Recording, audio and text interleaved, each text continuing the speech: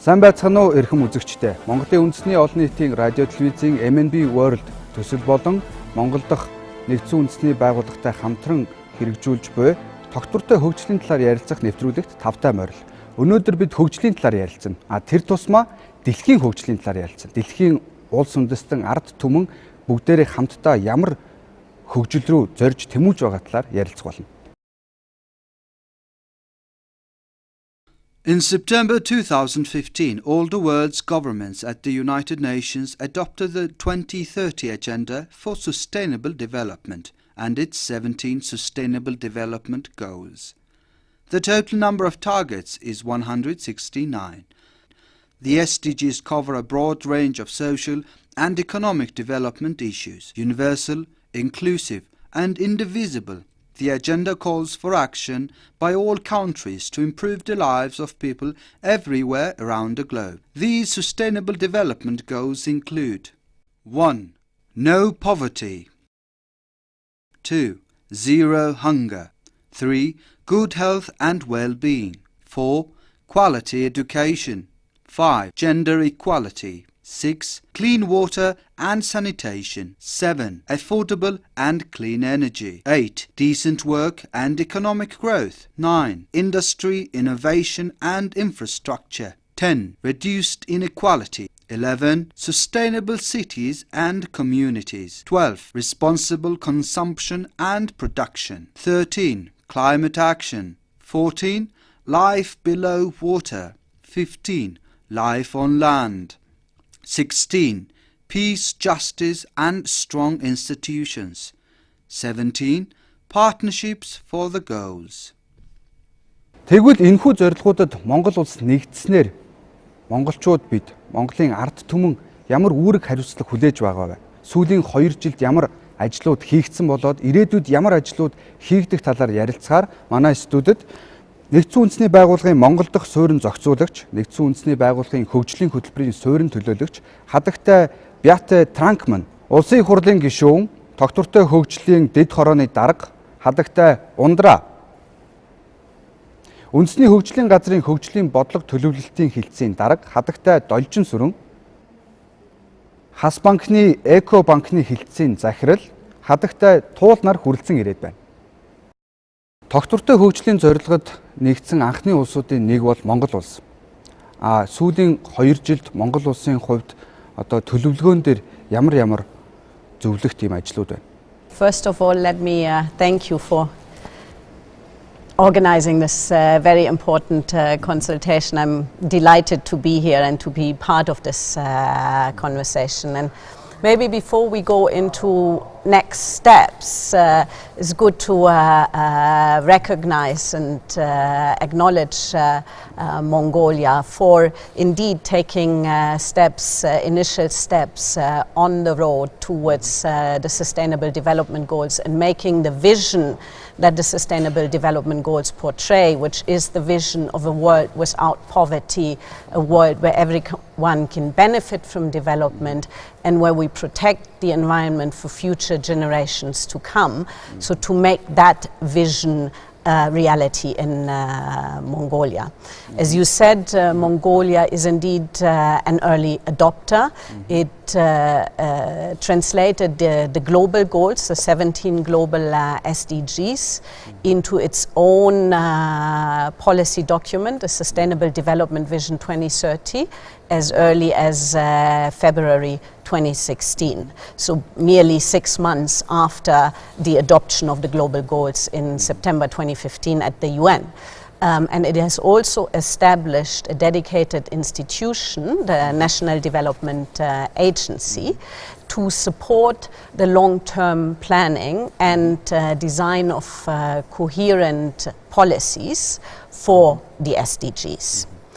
So now I think in terms of next steps, what we need to look at is basically making sure that that vision gets translated into concrete development plans, into sectoral policies, and also into the budgets to make sure that resources for the realization of the goals are actually put behind that agenda. And I think Firstly, what will be required is really looking at very comprehensive overall development strategies. So taking the vision, translate it into a development strategy that can ensure that while the country is focusing on economic stabilization, the social sector and environmental aspects of the agenda are also taken care of. I think the other point is the financing, right? It is a very complex agenda. Money matters, and we know from the global studies that 70% of the financing will have to come from private sector. We're looking at $3.5 to $4.5 trillion per year for just the key sectors: food, nutrition, education, health, infrastructure. So one of the things to consider for all countries is how to ensure the conditions for investments from the private sector, and in particular attracting finance, private sector finance, towards sustainable agendas, towards the environment, towards green economy. And I think the other point is working on the monitoring and evaluation, right? It's not enough to have the plans. We also need to be able, because we're looking at a 15-year period for the SDGs, we need to be able to make sure that we track over time. So putting the data in place and the monitoring and evaluation systems that can track this progress, assign the 169 targets to specific institutions, line ministries, to take care of the progress and also be able to report on where they stand on a regular basis. That will be very important. And I think lastly, because it is such a complex agenda and there's so many actors involved, government, private sector, civil society, citizens, what will be important is also a very strong coordination structure for political decision making that basically brings all these aspects together and can make sure that the vision is translated into concrete policy action. And I think there again the experience is that this works best when the agenda and the decision making structures and the coordination are anchored at the highest level of government, meaning in Mongolia's case at the level of the Prime Minister and the cabinet.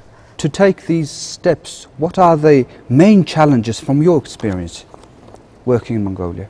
A complex agenda. I think some of the institutional structures aren't that clear yet. So that's one key area. Also making sure that, you know, again, we're sort of breaking down the targets and the indicators and that everyone knows what they need to do. That has to go through a consultative process. It's not a sort of blackboard type of design. One needs to actually have a conversation around this. These conversations are starting to happen, but we're not quite there yet. Тэгэхээр дараагийн асуулт хадагтай ундраагаас асуулт, хууль эрх зүйн орчинд тогтвортой хөгжлийн зорилгоодыг дэмжих ер нь ямар хууль дүрмүүд батлагдчихад байгаа вэ? Та жишээ татаж ярил. За нэгдсэн үндэсний байгууллагын тогтвортой хөгжлийн зорилтуудыг хэрэгжүүлэхийн тулд бас Монгол улс манлайлаг оролцож хамгийн ихэнд оролцохыг илэрхийлсэн улсуудын нэг байгаа. Тэгээ энийгээ бас баталгаажуулж хийсэн маш чухал алхам бол Монгол улсын их хурлаас батлагдсан Монгол улсын тогтвортой хөгжлийн үзэл баримтлал 2030 гэсэн бичиг баримт байгаа. Тэгэхээр өөрөөр хэлбэл бид энэ тогтвортой хөгжлийн зорилтуудыг хууль болгоод баталсан, тэрийг хэрэгжүүлэхийн төлөө зорж эхлээд байна. Тэгэхээр нэгдсэн үндэсний байгууллагын 17 онд 169 зорилт нь манай Монголын хувьд бол бичиг баримтын хэлбэртэй орохдоо 4 бүлэг 44 зорилт хэлбэрээр орсон байгаа.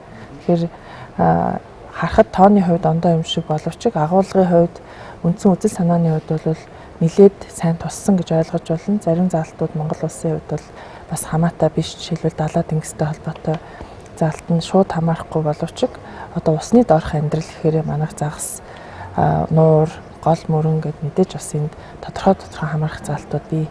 Тэгэхээр Монгол улсын маань хувьд бол бас бид улсын хурлын бүтцийн байгууллага доктортой хөгжлийн дэд хорог байгуулан ажиллаж энэ үүднээсээ бас засгийн газар хариуцсан агентлаг үндэсний хөгжлийн газар бол бас хариуцсан ажиллаж байгаа нь зүйтэй. Мөн засгийн газрын хүрээнд бол яг доктортой хөгжлийн зорилтуудыг хариуцсан яамдуудыг энэ зорилтыг хариуцсан гэдгийг бол үүргэжүүлсэн. Тодорхой хэмжээнд бас үүргээ бас сайн биелүүлж байгаа гэж хэлж болно. Салбар болгон харилцаа адилгүй байна л та. Мөн түүнчлэн доктортой хөгжлийн зорилтуудын одоо мэдээллийг эмхэгдэх, цэгцлэх энэ дээр бол бид одоо прогресс хийж гэнэ үгүй юу, ахис дэвшиж гарч гэнэ үгүй юу гэдгийг харахад бол бид бас хаана байна гэдгээ, тэгээ хаанаас хаашаа явж гэнэ гэдгээ баримталж мэдхэд бол мэдээлэл их чухал. Тэгээ зөв бодиттой мэдээлэл. Энэ үүднээсээ бас улсын хурлаас томилогддог одоо бүтцийн байгууллага үндэсний статистикийн хороо бол бас ажиллаж ирсэн. Мэдээллийг бол эмхэгдэж цэгцлэн олон нийтийн хүртэл болгож бас вебсайтаар болон бусад хэлбэрээр дамжуулан хүргэж байгаа. За яамдуудын хувьд бол одоо хариуцсан салбарууд бол харилцан адилгүй байгаа гэж бас би хэллээ. Энэ дээр бол их хурлын бүтцийн байгууллага доктортой хөгжлийн дэд хорооны хийх үүрэг бол мэдээ засгийн газрыг энэ чиглэлээр одоо өөртөө бид хянаж хаанаас хаашаа явж гин хангалттай ахис дэвш гарч гин үү гарахгүй байгаа бол юун дээр нь бид доголдоод ямар зорилгоо бид бас биелүүлэх тэр зорилт маань биелж гинэ гэдэг дээр бас хяналт тавьж ажиллах шаардлагатай байгаа. Тэгэхээр доктортой хөгжлийн дэд хорооны тухайд бол энэ дээр мэдээ засгийн газарт хуулийнхаа дагуу мэдээлэл ирүүлэх талаар мэдээ сайдуудыг ирж мэдээлэл хийх талаар агентлагийг бас энэ дээр харилцан хамтарч бас ажиллана. Түүнээс гадна ажлын шугамар хийгдэх энэ ажлуудаас гадна одоо Монгол улс маань бас ямар хуу зорилтоо биелүүлээд эсвэл ямар ахис дэвш гаргаж байгаа талаараа нэгдсэн үндэсний байгууллагын одоо өндөр түвшний уулзалтанд очиж мэдээлэл хүргэх бид өөрсдөө бас олон улсад хаана явъя гэдгийг мэдэх шаардлагатай байгаа. Энэ дээр хараахан энийг бол хийгээгүй.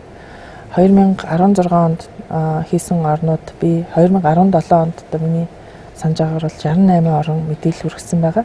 2019 оны 6 сард Нүүбийн өндөр түвшний уулзалтын үеэр манай Монголын засгийн газар улсын хурлаас одоо холбогдох албан тушаалтнууд бид ямар нөхцөлтэй ажиллаад хэр зэрэг сайн ажиллаад байгаа юм. Хэрвээ ахис дэвшиж гарахгүй байгаа бол чухам юун дээр вэ гэдэг дээр бас өөрсдөө очиж бас өөрсдийнхөө байр байдлаа илтгэх, харуулах ийм бол шаардлага бас байгаа. Тэгэхээр бид бол анхны санаачилж одоо энийг хүлээж авсан улсуудын нэг гэдэг. Бид бол тэр манлал тэр ирч хүчээ сулруулмааргүй.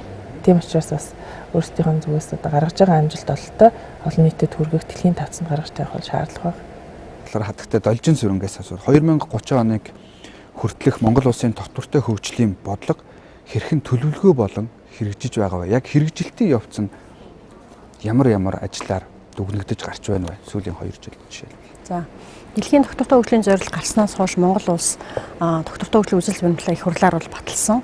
За ерөнхийдөө бид нар сая үндэсний хөгжлийн газар дээр дэлхийн доктортой хөгжлийн зорилттой манай доктортой хөгжлийн үзэл баримтлал хэрхэн нийцэж байгаа юм бэ? Энэ хоёрын уялдаа хэр байна вэ гэдэгт дээр бол дүгнэлт хийж үзсэн. Эндээс ингээд үзэхэд ер нь бол нэг 45 орчим хувь нь бас хангалттай тус чадаагүй байна гэсэн юм дүгнэлтийг бол гаргаж байгаа. Тий. Тэгэхээр зөвхөн доктортой хөгжлийн үзэл баримтлалыг хэрэгжүүлснээрээ бид нар дэлхийн доктортой хөгжлийн зорилтыг бас хангалттай хэрэгжүүлж чадахгүй нэ гэсэн зураг л да. Тэгэхээр энэ чинь юу гэсэн үг гэхээр бид нар хэрвээ дэлхийн доктортой хөгжлийн зорилтыг одоо бүрнээр нь хэрэгжүүлэх юм бол бид нар дунд хугацааны одоо нэгдсэн цогц уялдаатай дунд хугацааны бодлого болон салбаруудын бодлогоор дамжиж үүнд тусгуулж ээж бас ингэж хэрэгжүүлж үр дүн гаргах шаардлага бол үүсэж байгаа. За тэгэхээр энэ дээр хууль дүрмэн дээр дахиад өөрчлөлт, нэмэлт өөрчлөлт оруулах хэрэг гарч ирэх гэсэн үг. Дэлхийн доктортой хөгжлийн зорилтын одоо хүрэх түвшин зорилтуудыг нэгийг ингээд сугалж аваад хэрэгжүүлэх боломжгүй. Ягаад гэхээр эдгээр хоорондоо нэгт уялдаатай. Тийм учраас бодлогын уялдааг хангах бол заашгүй шаардлагатай байгаа. Тэгэхээр дэлхийн доктортой хөгжлийн зорилт гарснаас хойш дээр нь Монгол улсын урт хугацааны бодлогын бичвэрийн доктортой хөгжлийн үзэл баримтлалыг улсын хурал батлагдсан боловч тэрнээс өмнө гарсан маш олон бодлогын бичвэрнүүд байгаа Монгол улсад. Тэгэхээр эдгээр бодлогын бичвэрнүүдийн уялдаа нь ямар байгаа нь тэр эдгээр бодлогын бичвэрнүүд зорилтоороо энэ одоо дэлхийн доктортой хөгжлийн зорилттой нийцэж гин үгүй юу гэдгийг нь үнэлэх шаардлага байгаа. Үнэлээд аль хэсэг нь нийцэж гин, аль нь одоо нийцэхгүй байна. Нийцэхгүй байгаа бол аль хэсгээр нь одоо шинжилтүүд хийх шаардлагатай байна гэдгийг гаргах шаардлага байгаа. Тэгэхээр мөн үндэсний хөгжлийн газар мөн манлайлаад энэ одоо байгаа хүчинтэй байгаа 162 бодлогын бичвэрнүүд байгаа Монгол улсад. улсын хэмжээний. Тэр энэ 162 бодлогын бичвэрнүүдийг одоо үнэлэх ажлыг эхлүүлэх гээд бас хийгээд явж байгаа. Тий. За үүнээс гадна энэ доктортой хөгжлийн үзэл баримтлал 2030 манай улсын хурлаар баталсан. За дээр нь дэлхийн доктортой хөгжлийн зорилтыг хэрэгжүүлэх нэгдсэн дунд хугацааны төлөвлөгөөг боловсруулах ажлыг мөн үндэсний хөгжлийн газар хийгээд эхлүүлээд ингэж явж байгаа. Эхлүүлчихсэн байна. Тийм үү. За яг нэгэн төлөвлөгөө байдлаар явж байгаа гэж ойлгож болж байна. Тэгэхээр яг үр дүнд хүрчихсэн төсөл хөтөлбөрүүдийн талаар та сүүлийн 2 жилд хэрэгжижсэн төсөл хөтөлбөрүүдийн талаар таны дурдаач. За одоо яг дэлхийн ер нь бол одоо энэ алсын харааны бодлогын зорилт байгаа шүү дээ, дэлхийн доктортой хөгжлийн зорилт. Тэгэхээр энэ зорилтод яаж хүрэх юм бэ гэдэг замын зургалаа эхэлж гаргаж ээж тэрэндээ чиглэсэн бодлогын үйл ажиллагаа төсөл хөтөлбөрүүдийг чиглүүлэх шаардлага бол үүсэж байгаа. Тэгэхээр одоо мэдээж хэрэгсэн өнгөрсөн 2 жилийн хугацаанд засгийн газраас тодорхой төсөл хөтөлбөрүүд бодлого арга хэмжээнүүд бол хийгдсэн. Тэгэхдээ эдгээр нь бас яг тэр зорилт руугаа нийцэж гэнэ үгүй вэ гэдэг дээр бас үнэлэлт өгөх шаардлагатай юм л да. Тэгэхээр Монгол Улсын доктортой хөгжлийн үзэл баримтлалыг их хурлаар батлахдаа одоо яг эдгээрийн хэрэгжилтийг 2 жил тутам одоо хүндлэнгийн үнэлгээг хий. Тэгээ энэ ямар дүнтэй явж гинэ гэдгийг улсын хурлд тайлгнаа гэсэн юм тогтоолын тогтоол байдгийг. Тэгэхээр одоо энэ 18 ондоо энэ үзэл баримтлал 2030-ийн хэрэгжилт ямар байна гэдгийг тэр үнэлгээг бол засгийн газар хийх юм байна. Хатагтай туул танаас асуух асуулт байна. За доктортой хөгжлийн зорилгоодыг хэрэгжилт дээр түрүүн хатагтай Транк мань бас хэлсэн хувийн хөвшлийн оролцоо маш чухлаа. Тэгэхээр хувийн хөвшил энэ доктортой хөгжлийн зорилгууд дээр хаанаас нь яаж оролцох ёстой бэ? Ямар хэлбэрээр оролцох ёстой бэ? За ер нь бол хувийн хөвшлийн үүрэг оролцоогүйгээр энэ бүх зорилт биелэгдэнэ гэж байхгүй л тийм. Тэгэхээр хувийн хөвшлийн оролцоо бол маш чухал үүрэгтэй гэж би бодож байна. Тэгээд яг одоо энэ хувийн хөвшил тэгвэл энэ маань одоо ямар нэгэн өөрсөнд нь бас нэг ач холбогдолтой өөртөө бас нэг итгэл үнэмшилтэй гэж биш орно тий. Тэгэхээр тэр нь юу байх вэ гэхээр ерөөсөө л хувийн хөвшил гэдэг чинь бол бүгд л бизнесийн байгууллага. Тэгэхээр энэ бизнесээ хэрэг урт хугацаанд доктортой авч явъя гэж бодж байгаа бол энэ яг энэ доктортой хөгжлийн энэ зорилтуудад нийцсэн. Одоо өөрөөр хэлбэл байгаль орчин дээлтэй. Байгаль орчин дээлтэй гэдэг нь болохоор байгалийн нөөцийг хэмнэдэг, байгаль орчноо бохирдуулдаг тийм. Зөвхөн одоо байгаль орчин дээлтэй биш, бас нийгэм дээлтэй. Нийгэм дээлтэй гэдэг нь болохоор одоо хариуцлагатай ажил олгогч байх, хуулиа дээлдэг, биелүүлж чаддаг юм байх. За энэ бүхэн бол ерөнхийдөө доктортой хөгжлийн үзэс наа. Тэгэхээр энэ бүхнийг мөрдөж одоо ойлгож ингэж энийг одоо өөрийнхөө концепц болгоод явж чадсан ийм бизнесүүд бол урт хугацаанд илүү доктортой байна. Тэр утгаараа илүү амжилттай явна гэсэн. Энэ хувийн хөвшлүүдийг ямар нэгэн байдлаар дэмжих хэрэгтэй. Тэрнээсээ гадна бас энэ хувийн хөвшлүүдэд орчноороо дэмжих хэрэгтэй гэж үү? Тийм, дэмжлэг бол ерөнхийдөө хоёр талтай байх хэрэгтэй, хоёр зүйл байх хэрэгтэй гэж бодож байна л да. Нэг нь болохоор мэдээжийн хэрэг одоо бодлогын дэмжлэг. Энэ бол нөгөө бодлого боловсруулагчдын зүгээс дэмжлэг байх хэрэгтэй. Дээрэс нь санхүүжилт. Энэ бол маш чухал. За тэгээ яг хуу өшөө бас нэг айгүй хүмүүс орхитуулаад байдаг болохоос өөр нэг айгүй хэрэгтэй зүйл нь болохоор хувийн хөвшлүүдийг одоо яг энэ зүгт анхаарланд хандуулах тий. Тэгээд одоо илүү одоо ямар ач холбогдолтой гэдэг энэ ач холбогдлыг ойлгуулах ийм зүйлүүд бас нэлээд хийх шаардлагатай. Мэдээллийг түгээх. Ялангуяа хувийн хөвшлүүд рүү хандсан мэдээлэл түгээх хэрэгтэй. За манай хувьд болохоор нэгэнт бид нар банк арилжааны банк учраас санхүүжүүлэгч байна. Тэгэхээр бид ч гэсэн мөн хувийн хвшлийнхээ үүднээс энэ одоо бизнесээ урт хугацаанд доктортой ингэж авч явахын тулд бол бид ерөөсөө хариуцлагатай санхүүжүүлэгч байх хэрэгтэй юм байна. Гэдэг үүднээс бол ер нь баг анх байгуулагдахтаа хас банк их дэлхийн эрдэнэт хүмүүн эрүүл ашиг гэсэн юм 3 талд ийм эрхэм зорилго дэвшүүлээ. Тэгээ энийхээ хүрээнд яг манай Эко банк болохоор энэ их дэлхий гэдэг эрхэм зорилгын хүрээнд үйл ажиллагаа явуулдаг ийм бизнесийн нэгж нь. За тэгээд бидний гол одоо ойлгож аваад зориод хийх гэж явж байгаа зүйл нь болохоор за ерөөсөө энэ доктортой хөгжлийн энийг ойлгоцсон одоо яг ийм төслүүдтэй байгаль дээлтэй ийм бизнес хийх гэж байгаа ийм төслүүдтэй ийм хувийн хвшлийнхнийг бид нар одоо санхүүжилтийн талаас нь илүү дэмжиж илүү хөнгөлөлтөө зээлээр одоо санхүүжүүлдэг ийм болох хэрэгтэй юм байна. Тэгэх юм бол бизнесүүд хэрэг бид одоо бизнесээ илүү ногоон болгоод одоо ямар арга хэмжээ авбал энэ санхүүжилтийн хөтөлбөрт энэ зээлийг авах боломжтой болох вэ гэдэг дээр өөрсдөө бодоод толгойгоо ажиллуулж эхэлнэ. Ер нь бол бидний зорилт нь юм. Тэгээд 2009 оноос бол бид энэ Эко банкны нэгжийг хас банк байгуулад үндсэндээ энэ 2009 оноос хойш ерөнхийдөө яг энэ ногоон санхүүжилтийг хийх энэ бэлтгэл ажлуудыг хийсэн. Яагаад вэ гэхээр одоо яг энэ доктортой хөгжил гэдэг чинь өөрөө маш их юм чухал асуудал болсон учраас ерөнхийдөө энэ одоо хөрөнгөний урсгал, санхүүжилт энэ бүхэн бол иш их чиглэж байна л да. Гэхдээ энэ бүхэн бол яг одоо зүгээр л нэг хөрөнгө мөнгийг хэрэглээд ийм хэмжээний одоо зээлээр ийм төслийг санхүүжүүлээд боллоо гэдэг юм биш. Энэ бол яг одоо зорилго нь концепц нь бол их өөр санхүүжилт байдаг. Яагаад гэвэл яг одоо ямар үр дүн гаргасан, импакт үзүүлсэн, хичнээн хэмжээний хүлэмжийн хийг бууруулсан одоо яг энэ бүх үр дүнгээ бас тайлгнаж явах хэрэгтэй байдаг. Тэгж чадахгүй бол бас энэ санхүүжилтийн хүсэр бас одоо олдохгүй гэсэн. Олдохгүй гэсэн. Тэгэхээр энд бас Монгол улс бэлдээд бид нар нэгэнт одоо ийм санхүүжилтийг хийх бол энэ одоо чадвараа бий болгох хэрэгтэй. Ер нь Монголын хувийн хвшлүүдийн дунд нэг бас нэг юм хандлага бий штэ. За энэ доктортой хөгжлийн зорилгоуд чинь улс төр те тэгээд нүүбийн л ажил байх гэдэг ч юм уу. Бид нэг оролцоод яах вэ гэд.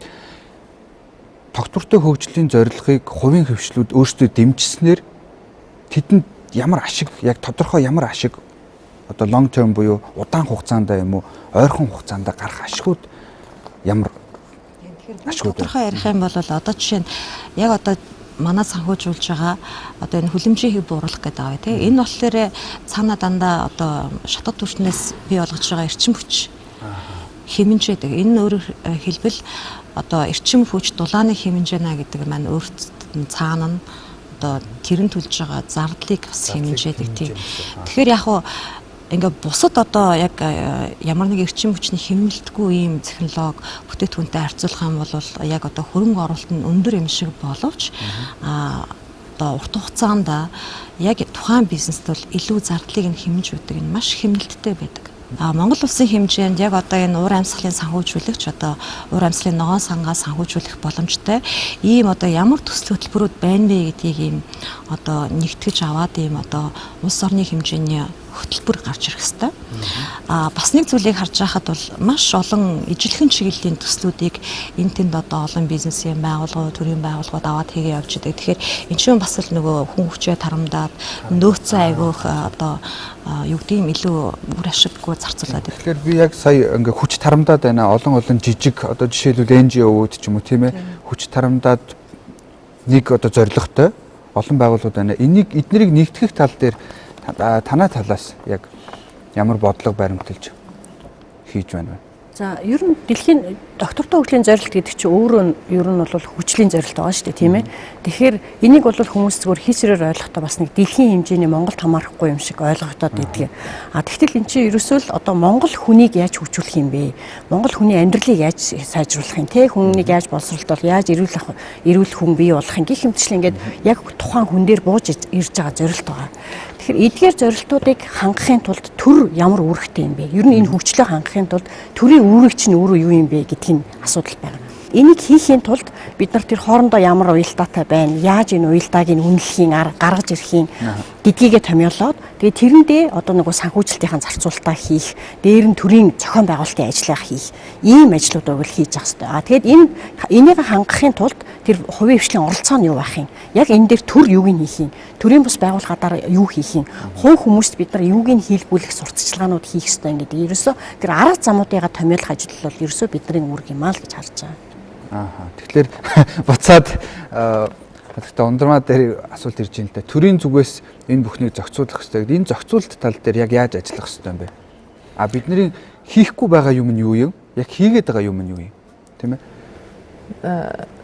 Энэ улсын хурлын зүгээс бол одоо хамгийн чухал ажил бол эхний ээлжинд энэ 2 жил тутамд одоо энэ мэдээллийг сонсох явцыг хянах асуудал байгаа. Тэгэхээр энэ дээр бол эхний ээлжинд одоо энэ холбогдох яам, агентлаг ажлын явцыг бол нэгтгэж дүгнэж улсын хурлаар авч хэлцэх асуудал. Тэгээ өөрсдийнхөө одоо хийж болж байгаа зүйлээ үргэлжлүүлэх, эрчимжүүлэх, орхигдож байгааг нь одоо цааш нь зөв болгохын тулд ямар хууль эрх зүйн бичиг баримт дээр анхаарах ёстой юм, өөрчлөх ёстой юм. Бас нэг чухал асуудал бол төсвийн одоо оновчтой зохицуулалт гэж бол би харж байна. Өөрөөр хэлбэл одоо улсын төсвийг улсын их хурлаар батлахдаа одоо төсвийн салбар хоорондын уялдааг хангах, энэ доктортой хөгжлийн зорилтуудтай нийцэж байгаа хэсэг. Мөн түнчлэн одоо төсөв бол одоо ингээд төсвийг ингэж одоо 11 сард батлахын өмнө 7 сард ингээд анх урьдчилсан байдлаар гарч байгаа шүү дээ. Тэгэх үеэс нь эхлүүлээд төсвийн одоо оновчтой хариуцлагатай байдлыг төсвийн үр ашиг яавал өндөр байх юм.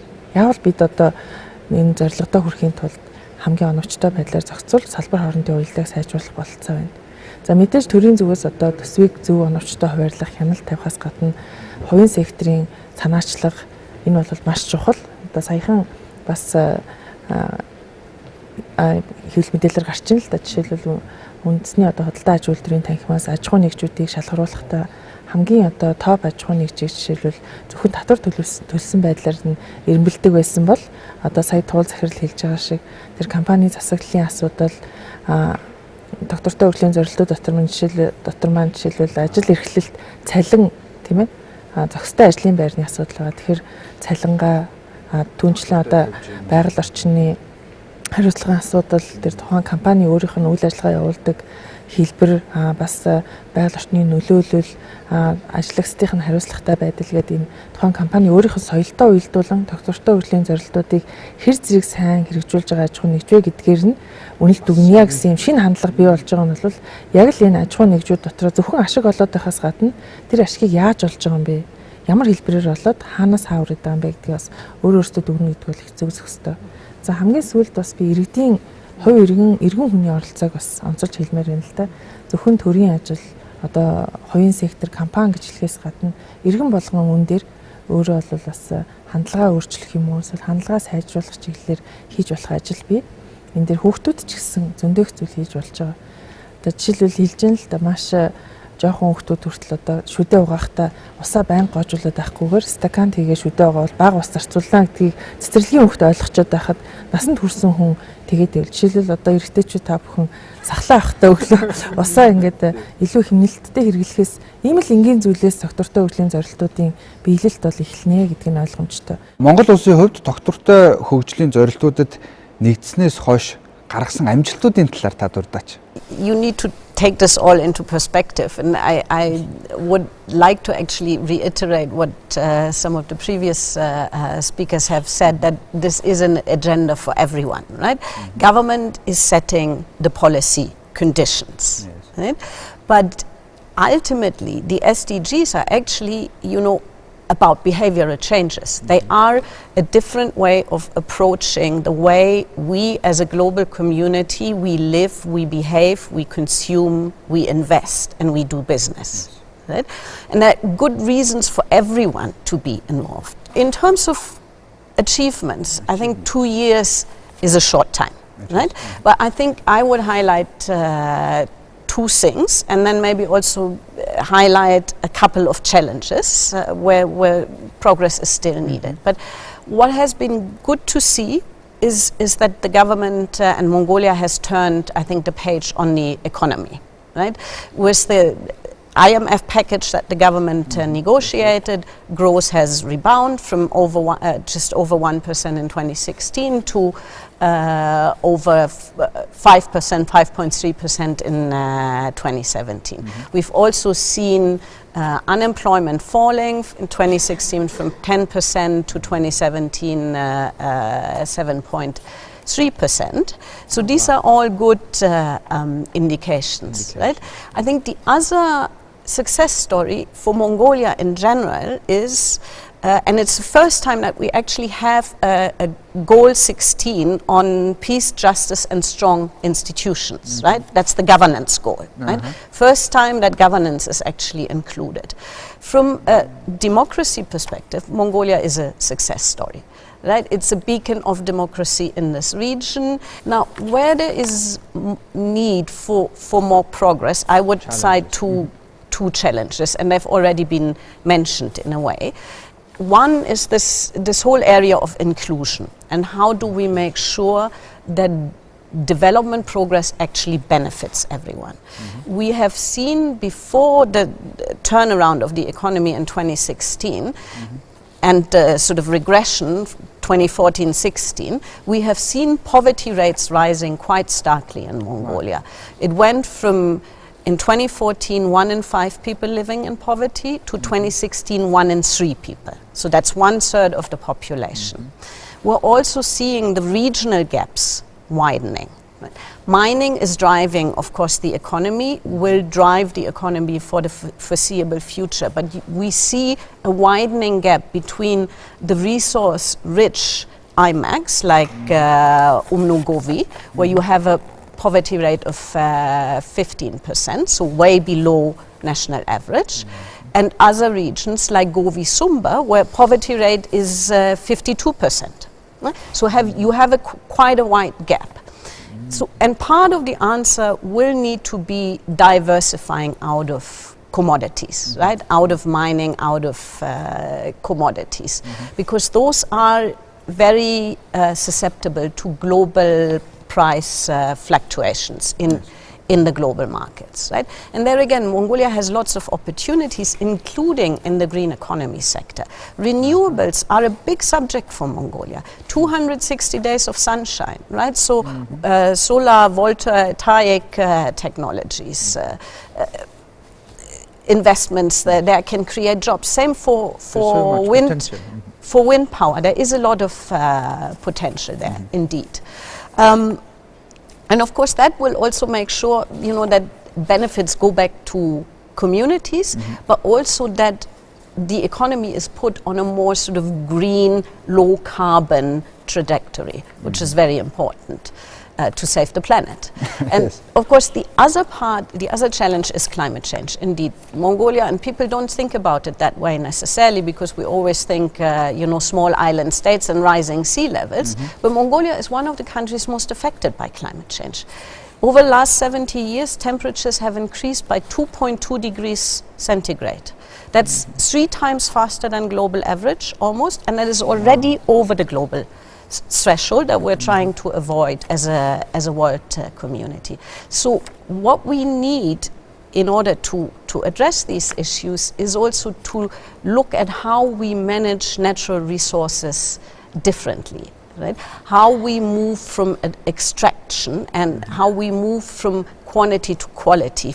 Хүрэлцэн ирж маш үнэтэй мэдээлэл санаачлага манай үзэгчидтэй хуваалцсан та бүхэндээ баярлалаа. Ингээд нэвтрүүлгийн төгсгөлд 2030 он гэхэд Монгол улс болон дэлхийн бусад улс орон үндэстнүүд доктортой хөгжлийн зорилготой хүрчгээд дэлхийд даяар тэмдэглэж байх сайхан өрөөлөөр энэ удаагийн дугаараа жаргая.